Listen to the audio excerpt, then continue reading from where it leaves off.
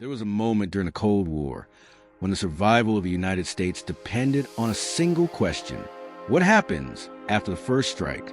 If nuclear missiles were launched without warning, if cities were destroyed in minutes, if command centers were hit before orders could be given, would there still be a response? Or would everything end in silence? That question shaped one of the most powerful military strategies ever created. A system designed not just to fight a nuclear war, but to make sure it never happened. Because if an enemy believed the United States could always respond, no matter what, then the first strike would never come. This is the story of the Nuclear Triad. 3 different forces, 3 different environments, one purpose: to guarantee that the United States could never be taken by surprise and never be left without a response. At the height of the Cold War, the world was defined by a balance unlike anything in history. The United States and the Soviet Union possessed enough nuclear weapons to destroy each other many times over. But the danger wasn't just in the number of weapons, it was in their readiness. Intercontinental ballistic missiles could cross the globe in less than 30 minutes. Submarines could launch from hidden positions beneath the ocean. Strategic bombers could deliver nuclear payloads across continents. There would be no time for long deliberation, no time for recovery, only the ability to act or the risk of losing everything. And that created a dangerous vulnerability, because if one side could eliminate the other's ability to respond, it could gain a decisive advantage. A first strike, designed to destroy launch sites, command centers, and military infrastructure before retaliation could occur. If successful, it would leave the attacked nation with no way to respond. No second strike, no deterrence. And that possibility could destabilize everything. For the United States, that risk was unacceptable, because deterrence, the idea that nuclear war could be prevented through the certainty of retaliation, only worked if retaliation was guaranteed. Not probable, not possible, guaranteed. But how do you guarantee a response in a world where everything could be targeted? Missile silos could be destroyed, air bases could be attacked, command structures could be disrupted. Even communication systems could fail under the pressure of a nuclear strike. The challenge wasn't just to build weapons, it was to build survivability, a system that could endure the unthinkable and still function. And that required more than one solution, because relying on a single system, no matter how advanced, would always leave a weakness, a point of failure, something that could be targeted and eliminated. The answer was to create redundancy, layered, distributed, impossible to fully destroy in a single attack. The United States began to develop a strategy built on 3 separate pillars, each operating in a different domain, each with its own strengths, each capable of delivering a nuclear response independently. Land, sea, and air, together, they formed something far greater than the sum of their parts. A system where even if one element was compromised, the others would remain, ready, undetected, unstoppable.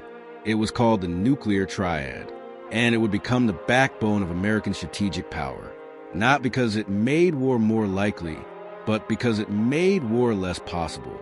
And if you're interested in Cold War stories like this, where strategy, technology, and global responsibility come together, consider subscribing, because what made the Nuclear Triad so effective wasn't just its power. It was how it forced the world to think differently about war itself. Because from that moment forward, no attack could ever be certain. And that uncertainty changed everything. The third pillar of the Nuclear Triad took to the sky. Unlike missiles hidden underground or submarines concealed beneath the ocean, this element was visible, intentional, and powerful in a different way. Strategic bombers, aircraft capable of carrying nuclear weapons across continents, flying for hours, even days, and reaching targets anywhere in the world. Planes like the B-52 became more than just military assets. They became signals, because unlike missiles, which, once launched, could not be recalled, bombers introduced something critical: control. They could be deployed without immediate escalation, placed on alert, sent into the air, held at distance, and if necessary, called back. This flexibility made them a unique part of the triad. They allowed the United States to respond to rising tensions without committing to irreversible action, to show readiness, without triggering war. During periods of heightened alert, bombers could be kept airborne, loaded with nuclear weapons, flying predetermined routes, always prepared but never forced into a final decision. It was a visible reminder, a message to any adversary. The United States was ready and watching. Inside these aircraft, crews operated under conditions that demanded both precision and discipline. Long flights, constant monitoring, and the knowledge that the payload they carried had the potential to change history. Every mission required coordination with command structures on the ground, communication systems that could function under pressure, and procedures designed to ensure absolute control at every stage. Because just like the other elements of the Triad, this wasn't just about capability, it was about responsibility. And together, these three pillars formed something unprecedented. Land-based missiles, ready to launch in minutes. Submarines, hidden and nearly impossible to eliminate. Bombers, flexible and visible, capable of controlled response. Each one different, each one essential. But the true strength of a nuclear triad wasn't in any single part. It was in how they worked together. If one element was compromised, the others remained. If one system failed, the response still existed. It was a design built not on perfection, but on certainty. Because in a nuclear world, certainty was the only thing that mattered. An adversary didn't need to be defeated in battle. They needed to be convinced that victory was impossible. And the Triad did exactly that. It removed the idea of a successful first strike. Because no matter how precise, how powerful, or how unexpected an attack might be, there would always be something left. Something ready. Something capable of responding. And if you're interested in Cold War stories like this, where strategy and technology combine to shape global stability, consider subscribing, because what made the nuclear triad so effective wasn't just its strength, it was how it changed the thinking of everyone involved. Because once all three elements were in place, the rules of conflict were no longer the same, and for the first time, war itself began to look unwinnable. Once the nuclear triad was fully in place, something subtle began to change, not in the weapons, not in the numbers, but in the way both sides thought. Because for the first time, the idea of a successful first strike began to disappear. Before the triad, there was always a possibility, however small, that one side could act quickly enough, decisively enough, to eliminate the other's ability to respond. A surprise attack, perfectly timed, perfectly executed. But the triad removed that possibility. Land-based missiles could launch within minutes. Submarines remained hidden beyond reach. Bombers could disperse, reposition, and remain ready. Even if one part was destroyed, the others would survive. And that changed the calculation. Because now, any attack would guarantee a response. Not a limited one, not a delayed one, but a response that could not be stopped. This was the foundation of deterrence, not based on hope, but on certainty. Inside command centers, military planners began to understand the full implications. Every scenario ended the same way. Escalation led to retaliation. Retaliation led to destruction on both sides. There was no path to victory, only varying degrees of loss. And that realization created something unexpected, restraint. Because once both sides understood that nuclear war could not be won, it became a war that had to be avoided. Still, the system was constantly tested. Moments of crisis, periods of heightened tension, situations where decisions had to be made quickly, under pressure, with incomplete information. And in those moments, the triad played a critical role. It provided stability, because leaders knew that even if they didn't act immediately, they wouldn't lose their ability to respond.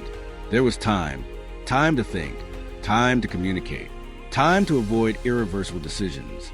Without the triad, that time might not have existed, because fear of losing everything in a first strike could push decisions toward immediate action, toward escalation.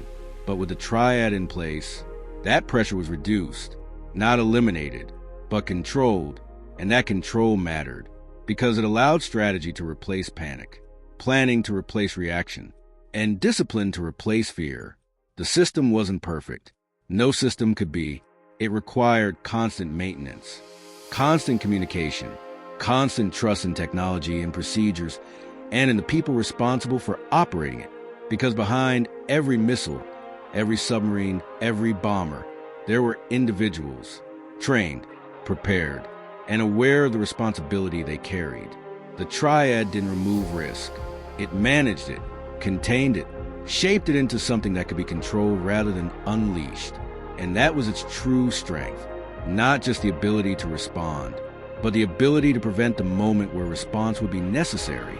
Yet, even with that stability, the tension never disappeared, because the system depended on one critical assumption, that both sides would act rationally, that decisions would be made with awareness of the consequences, that restraint would hold, and for decades, it did. But the possibility of failure was always there, because all it would take was one miscalculation, one misunderstanding, one moment where the balance broke. And if that ever happened, the system designed to prevent war would become the system that carried it out. In the end, the nuclear triad was never tested in the way it was designed for. No full-scale nuclear exchange. No moment where all three pillars were forced to respond at once. And that was its greatest success. For decades, it stood in the background of global politics, silent, constant, and unmistakably powerful. Missiles remained ready beneath the ground. Submarines patrolled unseen beneath the oceans. Bombers stood prepared, capable of taking to the skies at a moment's notice. Together, they formed a system that no adversary could fully eliminate, and because of that, no adversary could risk attacking. The Triad didn't prevent tension. It didn't remove conflict, but it created limits, boundaries that neither side could cross without facing consequences that were too great to accept.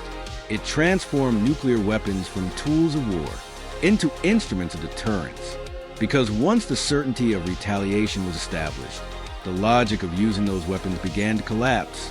The cost became too high, the outcome too final, and in that environment, restraint became not just a choice, but a necessity for the United States.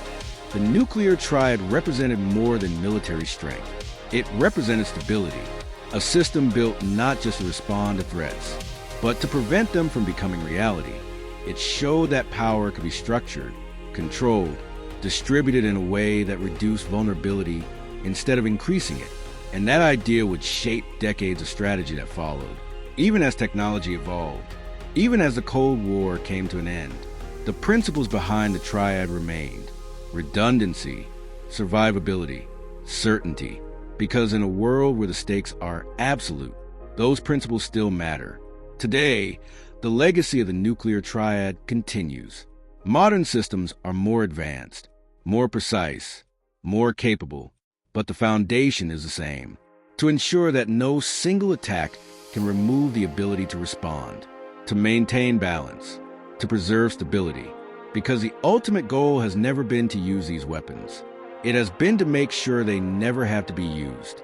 And during one of the most dangerous periods in human history, that goal was achieved, not through luck, but through design, through discipline, and through a system that ensured the United States would always remain capable, prepared, and in control, even under the most extreme conditions imaginable. Because in the Cold War, victory wasn't defined by destruction. It was defined by prevention, by the wars that never started, by the decisions that were never forced, and by a balance that held when everything else could have fallen apart. If you found this story as powerful as we did, make sure to like the video and subscribe to the channel, because some of the most important strategies in history weren't about fighting. They were about making sure the fight never happened.